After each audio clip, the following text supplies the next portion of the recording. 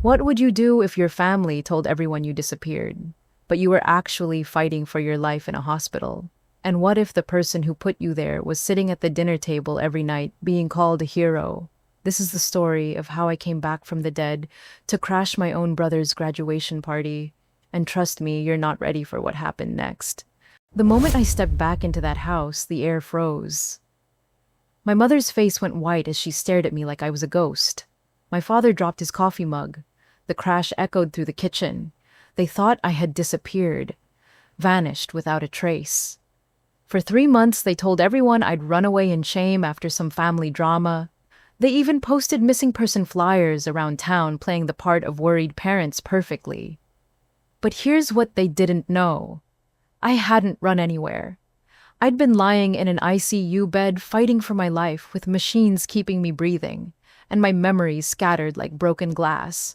And the most twisted part, I remembered everything now, every single detail of that night, including who was behind the wheel of the car that nearly killed me. My own brother. The same brother they were protecting, the same brother whose college graduation party they were planning while I was learning to walk again. The same brother who looked me straight in the eye right now and whispered, "You're supposed to be dead." See, my family thought they could erase me to save their golden child. They had no idea I was coming back, and they definitely had no idea that I had evidence. By the end of this story, you'll understand why some families will sacrifice one child to protect another, and why sometimes the only way to survive your own family is to expose them completely. So, buckle up because this gets dark fast. Let me take you back to how this nightmare started. My name is Maya Thompson, and 3 months ago, I was just an 18-year-old girl trying to survive my senior year while working part-time at Brewster's Coffee to save for college. My family looked perfect from the outside. Dad, David Thompson, was a respected insurance broker. Mom, Karen, ran the local PTA like a military operation. And then there was Ethan, my younger brother by 2 years, who could literally do no wrong in their eyes. I'm talking golden child status here. When Ethan crashed Dad's car into Mrs. Peterson's fence freshman year, somehow it became my fault for not reminding him to be careful. When he got suspended for cheating on his SATs, Mom blamed the school for putting too much pressure on him. When he came home drunk at 15, they grounded me for setting a bad example. Meanwhile, I worked 25 hours a week, maintained a 3.8 GPA, and helped Mom with grocery shopping every Sunday. But if I was 5 minutes late from work, suddenly I was irresponsible and ungrateful. The night everything changed started like any other Tuesday. I'd just finished a double shift because my coworker called in sick. My feet were killing me. I smelled like espresso and exhaustion, and all I wanted was to grab some leftover pizza and collapse into bed. But the moment I walked through that front door, Mom was waiting. Arms crossed, that look on her face that meant I was about to get lectured for something. "Maya, we need to talk." I already knew where this was going. Ethan had done something, and somehow it was going to be my problem. "Your brother was supposed to pick up your cousin Sarah from soccer practice today. He forgot. She had to call her mother for a ride." I stared at her. "Okay, and that's my fault. How exactly?" "You should have reminded him. You know, he's stressed about his college applications." This was it. This was the moment something inside me finally snapped. After years of being the family scapegoat, after years of watching my parents bend over backwards to protect their precious son, while treating me like hired help, I'd had enough. "Mom, I worked an 8-hour shift today. I'm not Ethan's personal assistant. He's 16 years old. He can remember one simple task without me holding his hand." Dad looked up from his newspaper for the first time. "Don't raise your voice at your mother, Maya." "I'm not raising my voice. I'm stating facts. Ethan screwed up, but somehow it's my responsibility to fix it." "When does this end? When do I get to just be your daughter instead of his unpaid babysitter?" Mom's face went red. "You are so selfish, Maya. Everything is always about you. Your brother is going through a difficult time, and instead of supporting him, you're making everything harder." That's when Ethan decided to make his grand entrance, strolling downstairs in his Letterman jacket like he owned the world. He took one look at the tension in the room and smirked. What's Princess Maya complaining about now? And that smirk. That entitled, cocky smirk that said he knew exactly what he'd done and didn't care because he knew Mom and Dad would clean up his mess like they always did. Something inside me shattered. I'm done, I said quietly. I'm so done with all of this. I turned toward the stairs, but Mom's voice stopped me cold. Where do you think you're going? We're not finished talking. I turned back around, and for the first time in my life, I looked my mother directly in the eye and said exactly what I was thinking. Yes, we are. I'm 18 years old. I work, I pay for my own car. I'm going to college in 4 months. I don't have to stand here and listen to you blame me for your son's mistakes anymore. Dad folded his newspaper with that sharp snap that meant I was in serious trouble. Maya Elizabeth Thompson, you will not speak to your mother that way. Why not? It's the truth. Ethan gets away with everything while I get blamed for everything. I'm tired of being the family punching bag. That's when Ethan laughed. Actually laughed. Maybe if you weren't such a control freak, people wouldn't expect you to handle everything. And that was it. That was the moment I realized I couldn't stay in that house one more second without saying something I'd regret forever. I grabbed my car keys from the hook by the door. Maya, sit down right now, Mom commanded, but I was already walking toward the door. I need some air. I'll be back later. Don't you dare walk away from this conversation. I paused with my hand on the doorknob and looked back one last time. Mom was furious, Dad was disappointed, and Ethan was still smirking like this was all some big joke. I'll be back when I can trust myself not to say something we'll all regret. And I walked out into the night, not knowing it would be 3 months before I'd walk back through that door. Not knowing that my own brother would be the reason I almost never made it back at all.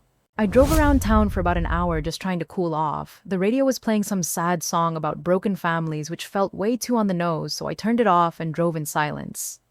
By 10 p.m., I figured everyone would be in bed, and I could sneak back in without another confrontation. I parked my car in the driveway and decided to walk around the block one more time before going inside. I needed those extra few minutes to find the right words to apologize, even though I wasn't sure what I was apologizing for. The neighborhood was dead quiet. Streetlights casting long shadows, a few dogs barking in the distance. I had my earbuds in listening to a playlist that always calmed me down. I remember the exact song that was playing Fix You by Coldplay. Ironic considering what was about to happen. I was about 2 blocks from home when I saw headlights approaching from behind. The car seemed to be going pretty fast for a residential street, but I didn't think much of it. I moved closer to the sidewalk and kept walking. That's when the engine sound changed. Instead of passing by, it was getting louder. Closer. I turned around just in time to see a dark sedan swerving directly toward me. The headlights were blinding, but in that split second before impact, I saw something that would haunt me for months. The driver's face. I knew that face. But then, everything went black. The next thing I remember is waking up to the steady beep of hospital machines. My head felt like it had been split open with an axe. Every part of my body screamed in pain. I tried to sit up, but a gentle hand pushed me back down. Easy there, sweetheart. You've been through a lot. It was a nurse maybe in her 50s with kind eyes and graying hair. She had that look that healthcare workers get when they've seen too much suffering. Where am I? My voice came out as a croak. Mercy General Hospital. You've been here for 2 weeks. Do you remember your name? I had to think about it. Really think about it. Like the information was there, but buried under layers of fog. Maya Thompson, she smiled. Good. That's very good. Do you remember what happened to you? I tried to focus, but it was like trying to grab smoke. Fragments of images flashed through my mind. Headlights, the sound of impact. Pain, but nothing connected. There was an accident, I said slowly. A car. You were hit by a vehicle while walking. The driver didn't stop. You suffered a severe concussion, 3 broken ribs, and some internal bleeding. You're very lucky to be alive. Hit and run. The words felt surreal, like they were happening to someone else. My family, I whispered. Are they here? Do they know I'm okay? The nurse's expression changed, just slightly, but I caught it. A flicker of something uncomfortable. Let me get Dr. Martinez. He'll want to know you're awake. She hurried out before I could ask any more questions. Something about her reaction made my stomach twist with anxiety. Dr. Martinez turned out to be a young guy, probably early 30s, with the kind of tired eyes that came from too many overnight shifts. He explained my injuries in detail, told me how lucky I was that a jogger found me and called 911, how the surgery to stop my internal bleeding had saved my life. Doctor, I interrupted, what about my family? When can I see them? He exchanged a look with the nurse. That same uncomfortable expression. Maya, when you were brought in, you had no identification. Your wallet was missing, probably thrown clear during the impact. We've been trying to locate your family for 2 weeks. But my name is Maya Thompson. I live on Elm Street with my parents David and Karen Thompson and my brother Ethan. You can look us up. Dr. Martinez made some notes. We'll definitely check into that. In the meantime, you should know that you're experiencing some memory loss. It's common with head injuries like yours. Some memories might return gradually, others might not come back at all. Memory loss. The words hit me like a physical blow. How much had I forgotten? What else was missing from the giant puzzle of my life? Over the next few days, I started getting pieces back. My favorite coffee order, the lyrics to songs I loved, the smell of my mom's apple pie. But huge chunks were still missing, like someone had taken scissors to my memories and cut out random sections. The thing that bothered me most was the lack of visitors. Dr. Martinez said they'd tried calling the Thompson residence multiple times, but no one answered. They'd even sent a police officer to do a welfare check. The house appeared empty, the officer told me. Mail piling up newspapers on the driveway. Looks like the family might be out of town. Out of town for 2 weeks, without telling anyone where they were going. It didn't make sense. Mom never went anywhere without planning it 6 months in advance and making detailed itineraries. Dad hated traveling, and Ethan was in the middle of his junior year. Why would they all suddenly disappear unless they weren't missing? Unless they knew exactly where I was and chose not to come. But that was impossible. My family might be difficult, but they wouldn't just abandon me in a hospital. Would they? 3 weeks into my stay, a social worker named Janet came to see me. She was a small woman with a big voice and zero patience for bureaucratic nonsense. Maya, honey, I've been making some calls about your situation. I found some interesting information. She sat down beside my bed with a manila folder. I contacted your high school. According to their records, you stopped attending classes 3 weeks ago. Your parents called in and said you'd had a family emergency and would be out indefinitely. My blood went cold. That's impossible. I was in school the day of the accident. I remember taking a chemistry test. Janet nodded sympathetically. Memory can be tricky after head trauma, but there's more. I also checked with your employer, Brewster's Coffee. They said you called in 3 weeks ago, and Quit said you were moving out of state with your family. The room started spinning. Nothing made sense. Why would my parents tell people I'd left town?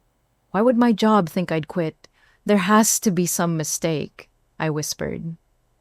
Maybe there is, Janet said gently. But Maya, I also drove by your house yesterday. There's a for sale sign in the front yard. The realtor said the family moved out 2 weeks ago. No forwarding address. The machines next to my bed started beeping faster as my heart rate spiked. This couldn't be real. Families didn't just vanish. Parents didn't abandon their children in hospitals. I don't understand, I said, and I hated how small my voice sounded. Janet patted my hand. Neither do I, sweetheart, but we're going to figure this out. In the meantime, you're not alone. You've got people here who care about you. That night, I lay awake staring at the ceiling, trying to piece together the fragments of memory that kept floating to the surface. Most of them were fuzzy, incomplete, but one memory kept coming back crystal clear. Those headlights, the car swerving toward me, and the driver's face in that split second before impact. I knew that face. I'd seen it every day for 16 years, but my brain kept rejecting the possibility, because accepting it would mean accepting something too horrible to be true. So I pushed the memory down, told myself I was confused that the head injury was making me paranoid. After all, if your own brother tried to kill you, surely someone would have noticed. Surely there would be consequences. Surely your parents wouldn't help cover it up. But deep down in a place I wasn't ready to acknowledge.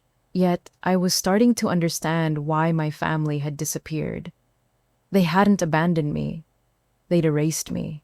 The memories started coming back in pieces triggered by the strangest things. The smell of hospital disinfectant would suddenly transport me back to cleaning the kitchen after one of Ethan's parties. The sound of laughter in the hallway reminded me of him and his friends making jokes at my expense. But it was the sound of car keys jingling that really broke something loose. I was in physical therapy learning to walk without a cane when a nurse dropped her keys. That metallic chime hit my ears, and suddenly I was 16 again, standing in our garage watching Ethan climb into Dad's BMW after a night of drinking. "Ethan, you can't drive right now," I'd said, reaching for the keys. "You're drunk. Let me call you an Uber." He'd laughed and pushed me away. "Mind your own business, Maya. I'm fine." "No, you're not. Give me the keys." That's when he'd grabbed my wrist hard enough to leave bruises. "Touch these keys and I'll tell Mom and Dad you were the one drinking tonight." Who do you think they'll believe? I'd watched him drive away knowing he was too drunk to be behind the wheel, knowing someone could get hurt. But I was 17, and scared and tired of being the family disappointment. 3 hours later, he'd crashed into Mrs. Peterson's fence. When the police called, Mom and Dad rushed over to handle everything. They paid for the damage, smoothed things over with the neighbors, and somehow convinced everyone that it was just a teenage mistake. At breakfast the next morning, Mom had looked directly at me and said, "Maya, I'm very disappointed in you." "What did I do?" "You should have stopped your brother from driving. You're older, you should have been more responsible." Even Dad had nodded in agreement. "Your brother looks up to you, Maya. When you fail to set a good example, this is what happens." And just like that, Ethan's drunk driving became my fault. The memory hit me so hard I actually stumbled during physical therapy. My therapist, a woman named Rosa, who'd become like a surrogate mother over the past month, caught my arm. "You okay, honey? You look like you've seen a ghost." "Just remembered something," I said quietly. But it wasn't just one memory. Once that door opened, they all came flooding back. Years of taking the blame for Ethan's mistakes. Years of watching my parents bend over backward to protect their golden child while treating me like I was expendable. The time Ethan cheated on his SATs and Mom accused me of not helping him study enough. The time he got caught selling prescription pills at school, and Dad grounded me for being a bad influence. The time he totaled Mom's car and somehow it became my fault for not reminding him to drive carefully. Every single time I'd been the scapegoat. Every single time they'd found a way to make his problems my responsibility. But the memory that really shattered me came back during a particularly difficult therapy session. I was struggling with balance exercises when I heard someone mention a graduation party. Suddenly, I was back in our kitchen 3 months ago listening to Mom plan Ethan's celebration. "We should invite the whole neighborhood," she'd been saying. "Ethan graduating early is such an accomplishment. We want everyone to know how proud we are." Ethan had been sitting at the kitchen table, scrolling through his phone with that bored expression he always wore when people praised him. Like success was just something that happened to him naturally. "Do we have to invite Maya?" he'd asked without looking up. I'd been standing right there in the same room, loading the dishwasher like I always did after dinner.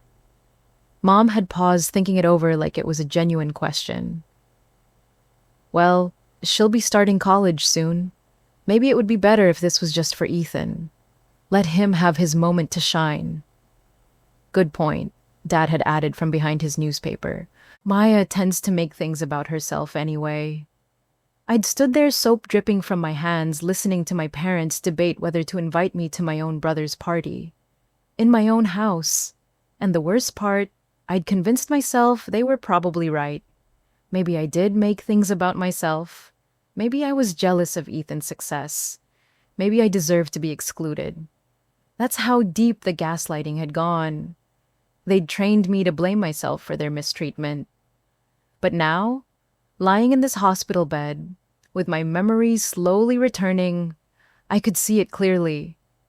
The pattern that had defined my entire childhood. Ethan was the precious one, the one worth protecting at any cost. And I was the convenient scapegoat, the one who could absorb all the family's dysfunction, without anyone caring about the damage. Rosa noticed I was crying and handed me tissues without asking questions. She'd become good at reading my moods over the past few weeks. You know, she said quietly, sometimes the worst injuries aren't the ones you can see on an X-ray. She was right. My ribs would heal. My concussion symptoms were already fading, but the emotional damage my family had inflicted over 18 years, that was going to take a lot longer to recover from.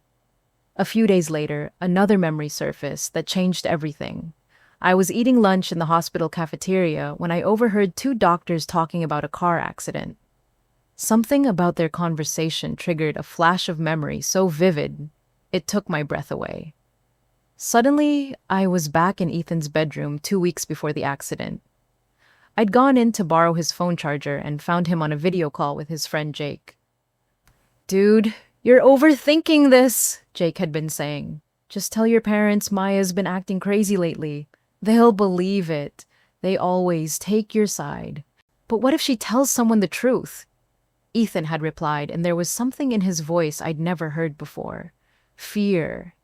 The truth about what I'd asked, stepping into view of the camera. Ethan had quickly ended the call, but not before I saw the panic in his eyes. "Nothing. Just guy talk. Get out of my room." I'd left thinking it was just typical teenage drama, but now with all my other memories falling into place, I realized what they'd been talking about. Ethan had done something bad enough that he was worried about me finding out, something that required a cover story about me acting crazy. And 2 weeks later, I'd been hit by a car and my family had told everyone I'd run away. That's when the final piece of the puzzle clicked into place. The face I'd seen behind the wheel that night, the face my brain had been trying to protect me from remembering. It wasn't a stranger who'd hit me. It was Ethan. My own brother had tried to kill me. And when he failed, my parents had helped him cover it up by making me disappear. They'd told the school I had a family emergency. They'd told my job I was moving away. They'd told the neighbors I'd run off after some teenage drama. They'd even put the house up for sale and moved away, leaving no forwarding address.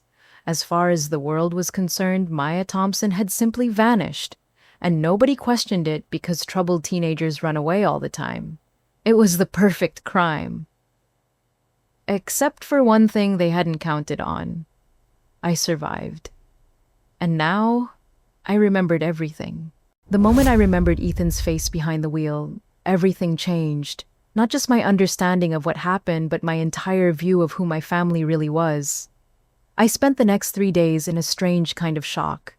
The doctors were worried about my sudden mood change, but how do you explain to someone that you've just realized your own family tried to murder you and then erased you from existence?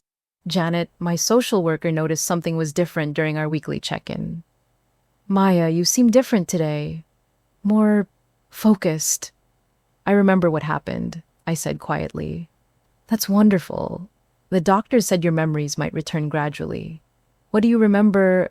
I looked at her kind face, this woman who'd been fighting for me when my own family had abandoned me, and I made a decision. "I remember who hit me." Janet leaned forward, her expression shifting to professional concern. "Maya, if you witnessed the accident, we need to contact the police immediately." "I didn't witness it. I was the victim, and the person who hit me was my brother." The silence in the room was deafening. Janet stared at me for a long moment, probably trying to figure out if this was a delusion brought on by brain trauma. "Maya, that's a very serious accusation. Are you absolutely certain?" I saw his face right before impact. I've been trying not to remember it, but it's crystal clear now. Ethan was driving the car that hit me. Janet pulled out her notepad, her demeanor shifting into investigation mode. "Tell me everything you remember about that night." So I did. I told her about the fight, about walking around the neighborhood, about seeing the car swerve toward me instead of around me. I told her about Ethan's panicked phone call with Jake about the family's sudden move, about how convenient it was that I'd supposedly run away right before someone tried to kill me. When I finished, Janet was quiet for a long time. Maya, if what you're saying is true, this wasn't just attempted murder. This was a conspiracy involving your entire family. I know. We need to contact the police. We need to find your family. We need to... No. The word came out sharper than I intended. Not yet. Maya, you can't just let them get away with this. I'm not going to let them get away with anything, but I need to be smart about this. Right now, it's my word against theirs. And we both know who the police are more likely to believe. Janet understood immediately. A confused girl with memory loss versus a respected family who'd already told everyone she'd run away? It wouldn't even be a contest. What do you want to do? I want to find them first. I want to understand exactly what they've told people and why. And I want proof. That afternoon, I convinced Rosa to let me use her phone to do some investigating. I started with social media searching for my family's profiles. What I found made my blood run cold. Mom's Facebook page was full of sympathy posts from friends and neighbors. So sorry about Maya running away. Hope she comes home soon. Praying for your family during this difficult time. Teenagers can be so impulsive. I'm sure she'll realize her mistake. Dad's LinkedIn had been updated with a new job in Portland, Oregon. The timeline showed he'd accepted the position just days after my accident. But Ethan's Instagram was the worst. Photo after photo of him living his best life. Parties, friends, college visits, and in every single caption he played the role of the worried brother. Miss my sister every day. Hope she's safe wherever she is. Family isn't the same without Maya. Come home, sis. 1 year closer to graduation. Wish Maya was here to celebrate with us. Each post had dozens of comments from friends and family expressing sympathy and support. Everyone felt so sorry for poor Ethan dealing with his troubled sister who'd selfishly run away. The level of manipulation was breathtaking. They hadn't just covered up attempted murder. They'd turned Ethan into the victim. But then I found something interesting. A comment thread on one of Ethan's posts from about 6 weeks ago. Jake Morrison had written, "Dude, you need to stop posting about this. People are starting to ask questions." Ethan had replied, "Let them ask. I've got nothing to hide." But Jake had persisted, "Your dad said to keep it low-key until things settle down. Delete this post." And sure enough, when I checked the next day, that particular post was gone. Someone was definitely coordinating this story. And Jake Morrison was involved. I remembered Jake. He was one of Ethan's closest friends, the kind of kid who always seemed to be around when trouble happened, but never got caught himself. If anyone knew the truth about what really happened that night, it would be Jake. Rosa helped me create a fake social media account, and I started carefully reaching out to people from my old life. Not directly, but through mutual friends and acquaintances. I needed to understand exactly what story my family had been telling. What I discovered was a masterpiece of manipulation. According to the official family narrative, I'd been acting erratically for months. Skipping school, fighting with everyone, talking about running away to find myself. The night I disappeared, I'd apparently had a huge fight with my parents and stormed out, threatening never to come back. They'd found a note in my room saying I was leaving and not to look for me. They'd reported me missing, of course, but what could they do? I was 18, legally an adult. If I wanted to disappear, that was my choice. The beautiful part of their story was that it explained everything. Why I'd stopped going to school. Why I'd quit my job. Why they'd moved away. They were just devastated parents trying to start over after their daughter abandoned them. Everyone believed it because why wouldn't they? It was a perfectly reasonable explanation for a perfectly normal family tragedy. Except none of it was true. There was no note. I hadn't been acting erratically. I hadn't threatened to run away, and I definitely hadn't chosen to disappear. But proving that was going to be nearly impossible. especially since they'd had 3 months to perfect their story and dispose of any evidence. That's when Janet came back with news that changed everything. Maya, I've been doing some digging into your family's background. I found something interesting. She sat down with a thick folder. Your Aunt Sophia Thompson, your father's sister. She never moved to Portland with the rest of the family. My heart jumped.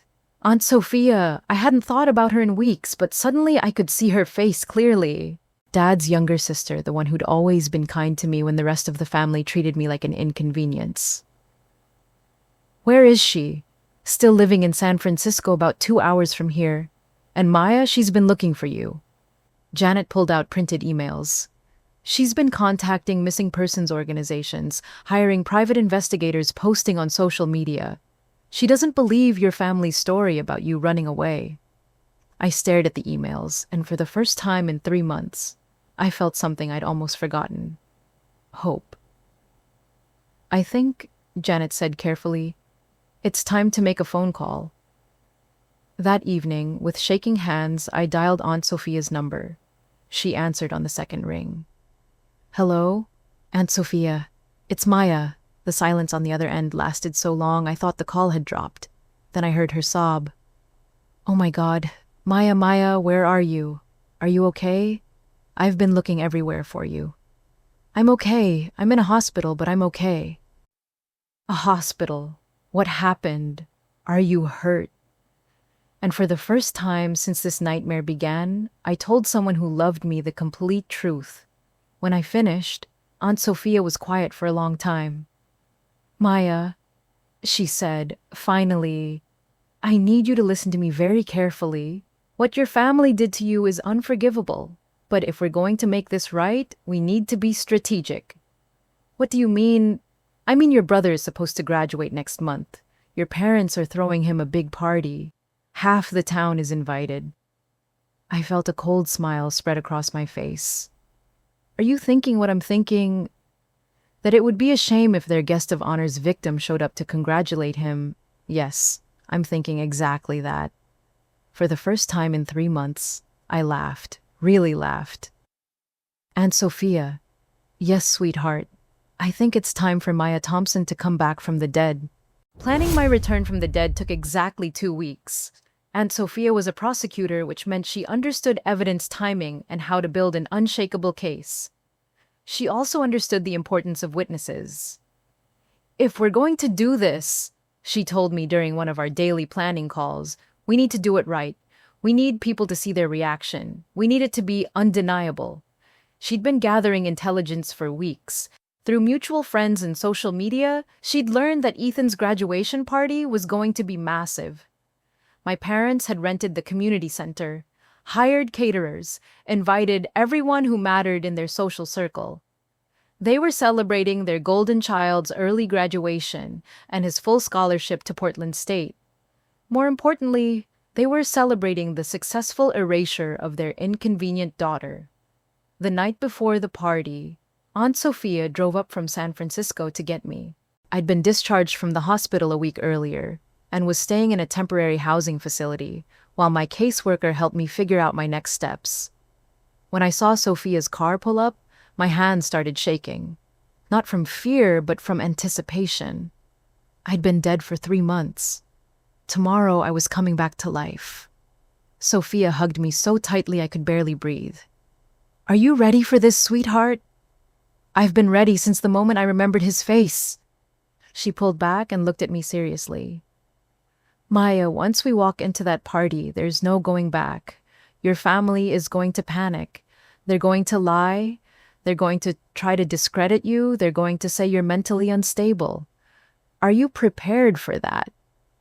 Aunt Sophia, they tried to kill me and then convinced the world I never existed.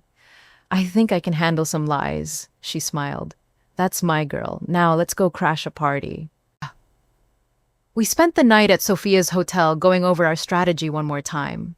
I would record everything on my phone. Sophia would record everything on hers. We'd already contacted a detective who specialized in cold cases involving family violence. He'd be standing by in case we needed immediate police intervention. But most importantly, we'd make sure that everyone at that party heard the truth before my family could spin another lie. The next evening, we arrived at the community center just as the party was hitting full swing. Through the windows, I could see my parents mingling with neighbors and family friends, playing the role of proud parents celebrating their son's success. I could see Ethan in the center of it all, wearing his Letterman jacket and that same cocky smile I remembered. People were congratulating him, taking photos, treating him like the hometown hero he'd always believed himself to be. "Last chance to change your mind," Sophia whispered. "Not a chance in hell." We walked through the front doors like we belonged there. For a moment, nobody noticed us. The party was loud, crowded, chaotic. Perfect cover for what we were about to do. Then, Mrs. Peterson, our old neighbor, spotted me from across the room. "Oh my God!" she gasped loud enough that several people turned to look. Maya Thompson." The reaction was immediate. Conversation stopped. People stared. Someone dropped a plate of food, and across the room I watched my mother's face go white as a sheet. I walked through the crowd, and people literally stepped aside to let me pass. It was like watching the Red Sea part, except instead of water, it was a crowd of people who'd spent 3 months believing I was either dead or a selfish runaway. Dad saw me next. He was talking to the local bank manager when his eyes locked onto mine. The blood drained from his face so fast, I thought he might faint. But it was Ethan's reaction that satisfied me most. He was in the middle of telling some story to a group of his friends when Jake Morrison grabbed his arm and pointed in my direction. Ethan turned around expecting to see some girl Jake was trying to introduce him to. Instead, he saw his victim. For a split second, just one split second, his mask slipped completely. Pure terror flashed across his face. The terror of someone who'd thought they'd gotten away with murder and just realized they were wrong. Then, he recovered plastered on that familiar fake smile and said loudly enough for everyone to hear, "Maya, oh my God, everyone, my sister's back. We've been so worried about you." But I was ready for that. "Hello, Ethan," I said, my voice carrying clearly across the suddenly silent room. "Surprised to see me alive?" The word alive hung in the air like a bomb waiting to explode. Mom rushed over, probably hoping to control the narrative. "Maya, sweetheart, we've been so worried. Where have you been? We looked everywhere for you." I pulled out my phone and started recording. "That's interesting, Mom, because according to the hospital where I've been for the past 3 months, you never once tried to contact me." "Hospital." Dad appeared at Mom's side, his lawyer instincts kicking in. "Maya, if you've been in a hospital, why didn't you call us?" "Because I was unconscious for 2 weeks with a traumatic brain injury. And when I woke up, I discovered that you'd told everyone I'd run away." The crowd was listening to every word now. People were pulling out their own phones. I could see Mrs. Peterson recording from near the food table. "Maya," Mom said, her voice taking on that familiar manipulative tone, "you're clearly confused. You've been through something traumatic. Let's talk about this privately." "No, I think we should talk about this right here, in front of all these people who spent 3 months feeling sorry for you because your troubled daughter ran away." I turned to address the crowd directly. "See, what my parents didn't tell you is that I didn't run away. I was hit by a car while walking in our neighborhood. The driver fled the scene, leaving me to die on the side of the road." Gasps and murmurs rippled through the crowd. I could see people looking at my parents with confusion and growing suspicion.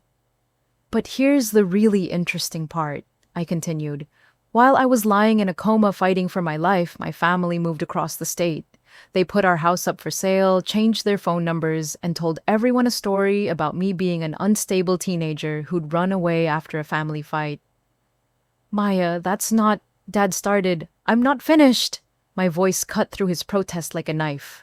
"They told my school I had a family emergency. They told my job I was moving out of state. They made me disappear so completely that when I finally woke up, the hospital couldn't even find you to tell you I was alive." The silence in the room was deafening. I could see people looking back and forth between me and my parents, trying to process what they were hearing, but I wasn't done yet. And the most interesting part of all, I remember who was driving the car that hit me. Ethan's face went ashen. Maya, you're confused. You have brain damage. You don't know what you're saying. I turned to look directly at him. My brother, the golden child, the one everyone in this room had been celebrating just moments before. His name is Ethan Thompson. He's standing right over there in the Letterman jacket. My own brother tried to kill me, and when he failed, my parents helped him cover it up. The explosion of shocked voices was immediate. People started talking over each other, asking questions, demanding explanations. Phones appeared everywhere as people started recording and calling others. But my family's reaction was the most telling of all. Instead of denying it, instead of acting shocked or horrified by the accusation, they immediately went into damage control mode. Mom started crying, but not the tears of a mother accused of a horrible crime. These were the calculated tears of someone who'd been caught. Dad moved closer to me, his voice low and threatening. Maya, you need to stop this right now. You're having some kind of breakdown. Let us get you help. But Ethan, my dear brother Ethan, made the mistake that confirmed everything. He pulled out his phone and made a call right there in front of everyone. Jake, we have a problem. She's here. She remembers. The entire room heard it. Every single word. That's when I played my trump card. I pulled up the voicemail I'd found on Jake Morrison's phone, the one Aunt Sophia had helped me obtain through some very creative legal maneuvering. Dad's voice filled the silent community center. Jake, tell Ethan to keep his mouth shut about Tuesday night. We've got the story handled, but if he starts talking to people, this whole thing falls apart. Maya was unstable. She ran away, end of story. Got it. The recording kept playing. And Jake, if anyone asks, you were with Ethan all night playing video games. The car thing never happened. When the recording ended, you could have heard a pin drop. Mrs. Peterson was the first to speak. David Thompson, are you telling me you knew your son hit your daughter with a car and you covered it up? But my parents were already moving toward the exit. Dad grabbed Mom's arm. Ethan grabbed his Letterman jacket, and all three of them headed for the door. Where are you going? I called after them. The party's just getting started. Don't you want to tell everyone about your family emergency? Don't you want to explain why you sold our house while I was in intensive care? They didn't answer. They just ran, and as I watched my family flee from their own celebration, in front of all their friends and neighbors, in front of everyone who'd believed their lies for 3 months, I felt something I hadn't felt since before the accident. Free. I turned back to the stunned crowd and smiled. Well, this is awkward. Sorry to crash the party, everyone. But I thought you should know that the guest of honor is an attempted murderer and the hosts are accessories after the fact. Then, Aunt Sophia appeared at my side, putting her arm around my shoulders. Ladies and gentlemen, she announced to the room, meet my niece, Maya Thompson. She was never missing. She was never a runaway. She was a victim of attempted murder whose own family tried to erase her from existence. She looked around the room at all the shocked faces. I'm a prosecutor with the San Francisco DA's office. What you just witnessed was a confession to conspiracy after the fact of attempted murder. The police are on their way. And sure enough, we could already hear sirens in the distance. The party was definitely over. The aftermath was swift and brutal. Within hours, the videos from that party were everywhere. Social media exploded with the story of the girl who came back from the dead to expose her family's lies. Local news picked it up, then national news. By morning, our story was trending across multiple platforms. The police arrested all three of them that same night. Dad and Mom were charged with conspiracy and accessory after the fact. Ethan was charged with attempted murder and hit and run. Jake Morrison, faced with the evidence and the prospect of being charged as an accomplice, confessed everything. He told police how Ethan had called him that night in a panic, admitting he'd hit me, but claiming it was an accident. How Dad had immediately sprung into action, coaching them on what to say and coordinating the cover-up. How Mom had been the one to suggest telling everyone I'd run away. the most damning evidence came from Dad's own phone records. While I was fighting for my life in the ICU, he'd been making calls to realtors moving companies and Ethan's school counselor setting up the story about my mental breakdown and family emergency. They'd planned my erasure while I was unconscious and dying. But here's what really broke my heart. When the police searched their new house in Portland, they found a box in the garage. Inside were all my belongings, my clothes, my books, my childhood photos, even my high school diploma that had arrived after the accident. They'd packed up my entire existence like I was already dead. The trial lasted 6 months. I testified for 3 days, telling the court about years of being the family scapegoat, about the night of the accident, about waking up in the hospital to discover I'd been erased. Ethan's defense was that hitting me had been an accident, that he'd been driving around looking for me to apologize after our fight. But the evidence showed he'd swerved toward me, not away. The accident reconstruction proved he'd accelerated before impact. My parents' defense was even more pathetic. They claimed they were protecting their traumatized son and genuinely believed I'd run away. But those phone records told a different story. In the end, Ethan got 15 years for attempted murder. Dad got 7 years for conspiracy. Mom got 5 years for accessory after the fact. The judge's words during sentencing will stay with me forever. This court has seen many cases of family dysfunction, but rarely have we seen such a calculated effort to erase a child's very existence. The defendants didn't just attempt to cover up a crime. They attempted to murder their daughter's identity, her relationships, her future. They tried to kill who she was as a person. That was 2 years ago. Today, I'm 20 years old, living in San Francisco, near Aunt Sophia.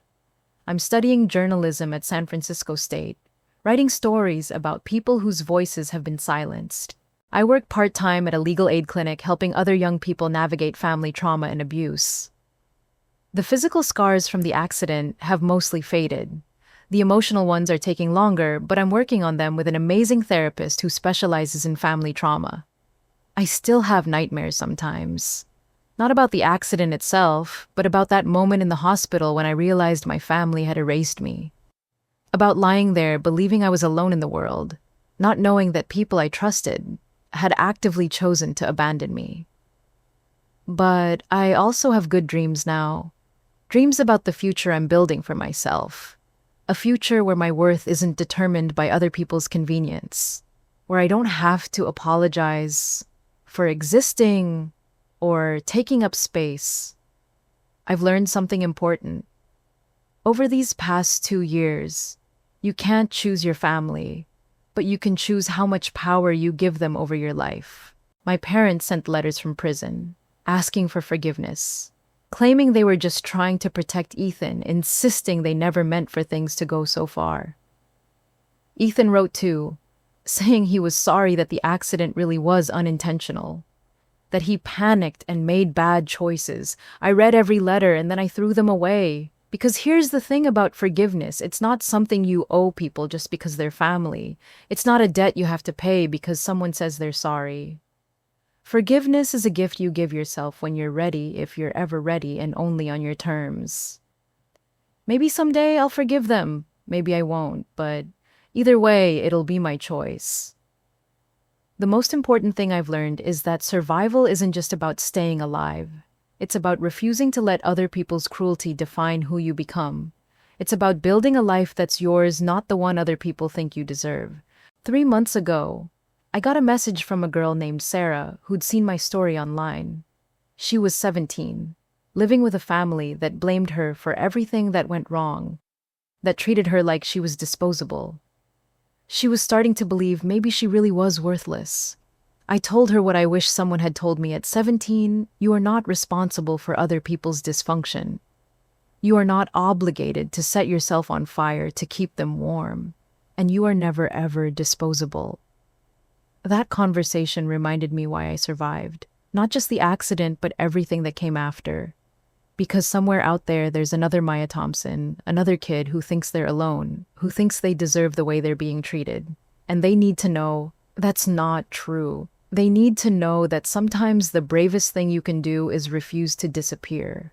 My name is Maya Thompson. I was supposed to be erased, but I came back. I was supposed to stay silent, but I spoke up. I was supposed to forgive and forget, but I chose to remember and rebuild. And if you're listening to this story because you recognize something familiar in it, because you know what it feels like to be blamed for things that aren't your fault, because you've ever felt like maybe your family would be better off without you, I want you to know something. You matter. Your voice matters. Your truth matters. And no one, not even family, has the right to make you disappear. Sometimes, the only way to save yourself is to stop waiting for other people to save you first. Sometimes, the only way to come back to life is to stop letting other people kill who you are. And sometimes, the most powerful thing you can do is simply refuse to stay dead. What do you think? Have you ever felt like you had to fight for your right to exist in your own family? Have you ever had to choose between keeping the peace and keeping your sanity? Let me know in the comments below. And if this story helped you in any way, please hit that subscribe button and share it with someone who might need to hear it, because the most important stories are the ones that remind us we're not alone.